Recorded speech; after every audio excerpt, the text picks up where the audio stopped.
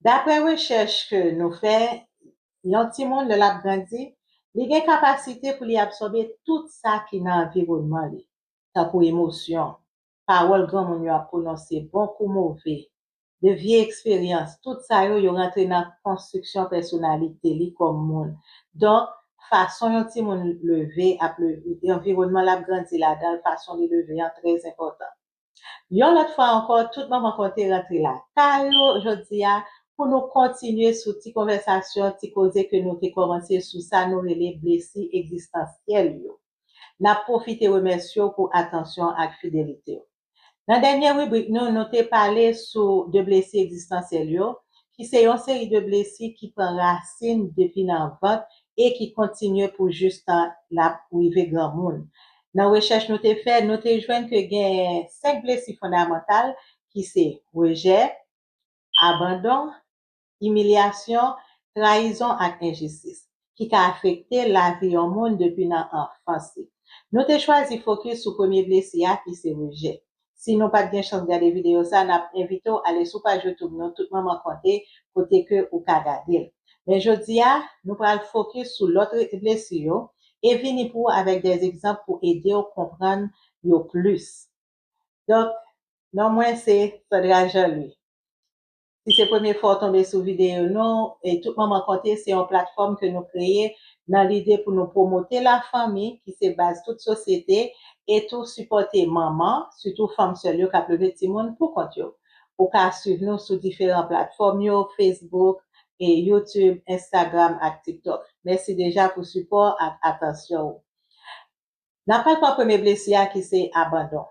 Et nous regardons abandon, li vini en deuxième parmi 5 blessures fondamentales. Ça lié c'est une insécurité émotionnelle qui fond dans racine enfance. Li caractérisé par un gros la péresse de solitude à rejet. Ça qui vient mener une dépendance affective et un besoin de réassurance tout le temps. Souvent, abandon li installé en 3 ans conseil par un manque affectif, surtout de parents sexe opposés, qui vient créer à cause d'une séparation. Yo remarqué que moun qui subit abandon yo souffri en pile de anxiété chronique. Yo toujours gen yon gros la péresse de rete pour compte yo. Yo toujours senti yon vide, yo toujours ap chercher yon attention quelconque. Yo toujours besoin yon validation dans men l'autre monde et souvent ou ka wè yo même encore yo dévaloriser propre tête yo, ça qui souvent vient kon provoquer yon conflit avec propre tête yo. Ça nous relè auto-sabotage là. Yo même encore yo détruit propre tête yo sans que yo pas même rendre yo compte. Tout ça, c'est pour yo ka empêcher que yon l'autre monde abandonne yo en premier. Exemple, n'a jeune ti moun parent divorcé yo et yo vinn gen yon trauma, yon carence affective, donc ti moun sa yo kon senti yon abandon de parents qui abandonné yo, surtout si nous connaissons des parents qui profitaient de séparation yo pour yo tout abandonner ti moun nan tout. Moun sa yo souvent gen gros difficulté pour yo prendre décision pour compte yo. Yo très sensible à rejet, depuis yo senti yon petite distance quelconque, yo gen temps paniquer. Donc, yo gon manque de confiance, yon dépendance affective ak yon contrôle excessif. On nous prend humiliation. Humiliation lui-même, yon moun qui te subi humiliation, c'est yon moun qui toujours senti le honte. Li toujours senti rabaissé, dévalorisé, ridiculisé. Li toujours senti li inférieur à l'autre monde. Vous comprenez? Ouais, surtout, par exemple, ti moun qui yo kon a moqué l'école. Ça souvent commence tout pendant ti moun a grandi, côté que gen ti moun, même parents qu'on a rabaissé ou bien comparé avec yon l'autre, critiquer, surtout si ti moun sa pas trop intelligent l'école. Eh bien, yo vin réaliser ça qui kon rive à ti moun sa yo, ou kon jwenn, yo développer ça nou relé dans langue française le masochisme. Côté que moun sa li vin prend plaisir dans faire propre tête li mal. Moun sa yo susceptible en pile, yo toujours sous la défensive et yo toujours senti yo coupable. Yo pas gen estime de soi, yo souffri en pile ak anxiété ak dépression. Trahison lui-même, blessé ça, c'est un blessé qui arrive à cause de yon manque de confiance, yon promesse qui te violée, qui pas kembe.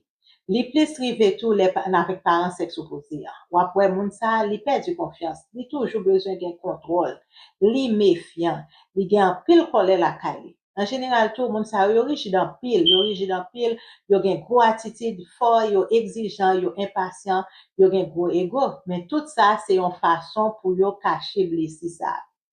Injustice la li même blessé ça, li commence depuis ti moun ap grandi, entre 4 ak 6 l'année comme ça, côté que ou jeune des parents te rigide en pile ak ti moun nan, ça qui vient créer un besoin de contrôle, un besoin de perfection. Moun sa li même li toujours senti li impuissant, li très rigide, c'est un perfectionniste parce que li toujours ap chercher une reconnaissance. Li toujours laisse comprendre que tout va bien, même si c'est pas vrai parce que faut que li prouve li mérite place là. Faut que li toujours prouver tête li toujours essayer montrer que li indispensable. Alors, pour me dire tout ça, songez que toute blessure ça yo, guérison yo, c'est d'abord reconnaître et identifier que bon problème. Connecter avec ti moun qui en dedans là. Bali l'amour que vous chercher dans men l'autre là. Travail sous tête ou.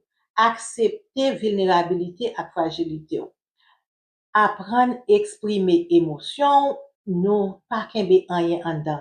Chercher aide professionnel pour qui aide nous surmonter trauma ça yo qui empêchait nous et moun briver moun que nous voulons. Et songez que nous ka guérir, apprendre contact nous, accepter que nous vulnérables mes amis. Donc, pas pral charger tête non. M'a quitté nous là seulement, mais m'a dit nous mes amis, là nous jeune vidéo ça yo, songez mettez petit conseil ça en application, pas seulement tendez yo. Encourager travail là, partager message ça yo avec l'autre monde que nous connaît qui a besoin tenter message ça yo.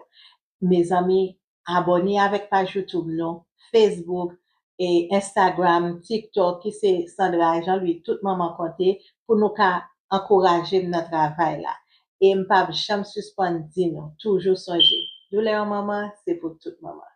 Et douleur femme, c'est pour toute femme.